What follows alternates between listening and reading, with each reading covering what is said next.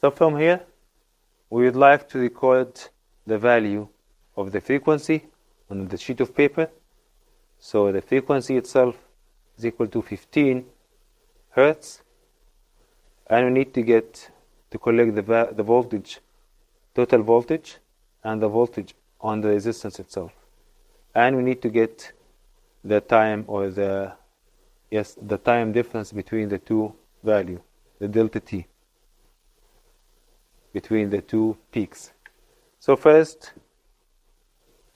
to do this, you need to visualize the closures here. So in our case, we might press here, so we see closures on the top here. We press it. So right now there is no closures, two measuring lines. So we press here. So we start to have these two lines that we can adjust using these two knobs.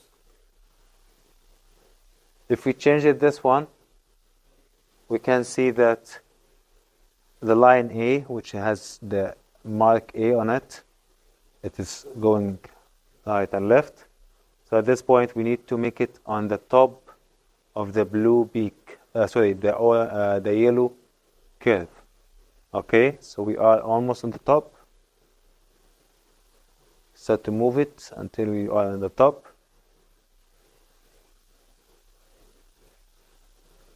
If we need to make a fine movement, we need to press on this button and basically make a very fine tuned movement that you can see here until I have the value. So the peak of this one, you can see it here. This is the time at this line and the voltage, the measured voltage. Okay? But you can see that the point of measurement, it's indicating that it is on the blue line, but we need to measure the yellow line. So you need to go down and select the channel 1. So after selecting the channel 1, we can see that the point of measurement, this one, it's on the yellow line and gives me that the voltage measured, it is around 690 millivolt. Okay, so we could record this one, record this value. Then basically what we need is to find the peak voltage on the blue line. Okay, to do this, what we are going to do, we will select from down the channel 2. Then after that, we can use the second knob, this one, to move the second cursor. So we can move it. You can see here, this, we can move it here until we can go to the peak of the blue one. Okay, so let's zoom in so that you can see.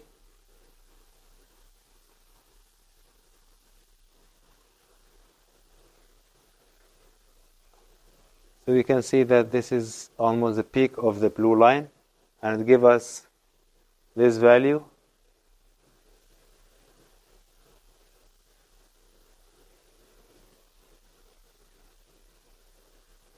Of 606 millivolt. Okay. This might not be that clear, so you might need to change the scale, the time domain, so that you see the difference better. So let's make this one here. Make the time per division less. So we have here around 4 milliseconds per division. And let's have one cursor on each peak. So let's select this one first.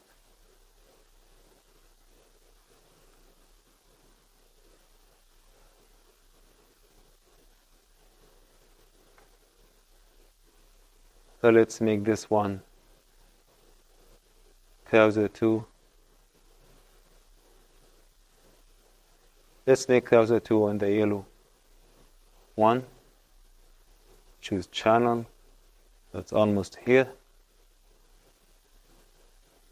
Then let's choose channel 2. Let's move the cursor a second.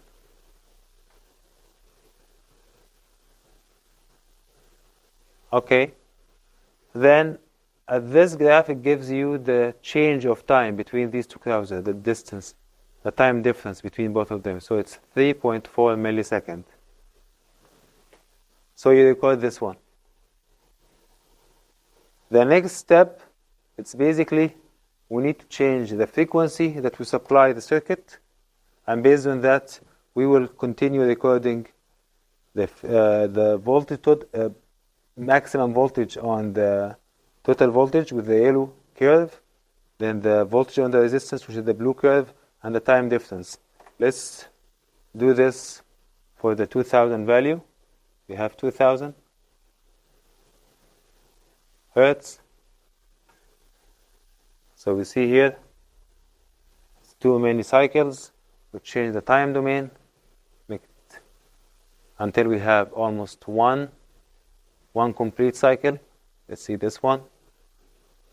Then we have these two peaks. This peak of the yellow, and this one for the blue itself. So the second cursor is on the blue one, the first one. Let's move here. Sorry, not this one. Let's move the A cursor on the top of channel 2, the blue line. So from here, we can see that we have a time difference around 57 microseconds.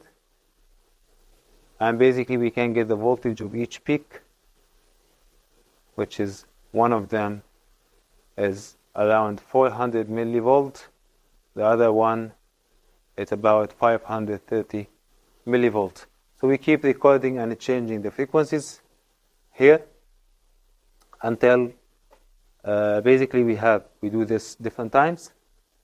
Then the following one, we would like to change the frequency until we have these two curves that we see here becomes in phase. Okay? To do this, I'm going to do the following. We can change, you see this one is blinking. Okay? So basically, it means that I can change the digit here. So we can, using the manual here, on the knob, we make it 1. And basically we can increase it. See? You can see the oscilloscope measurements increasing. And we see whether the distance between the two peaks increases or decreases. Our goal for the resonance is to have in phase, which means we have a time difference 0 between the two. So we can see here that increasing the frequency, it's actually increasing the time difference. So that means we need to decrease the frequency. So after that we have 1K hertz. So let's go for 800 hertz, for example. And at this point I'm going to change the 9. So we have time difference here. We can see the time difference. It's less. Let's go down. We see that the time difference between both of them is decreasing.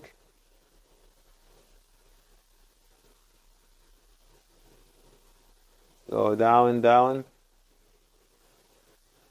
So it seems that it's almost the two curves, these at 0 volt, they are almost in phase. They are identical, but different amplitudes. You can see here. So the time difference almost 0 between both curves, the blue and yellow one. And this was around 100 hertz. You can increase this one and make it less if you would like. For example, go to the blinking, to the changing the 10th digit and start to go down to find which one is the best. Okay? So here we have the two signals on the resistors and the total voltage. They are in phase. And now we will go to the last part, which basically let's plot the two curves with respect to one another. The yellow one represents the total voltage, and the blue one represents the voltage on resistance, and also represent the signal of or the current moving inside the circuit, the whole circuit. To do this, we need to go to the horizontal. Here, we double click here. We find acquisition setting. We press acquisition setting. Then we say see XY plot.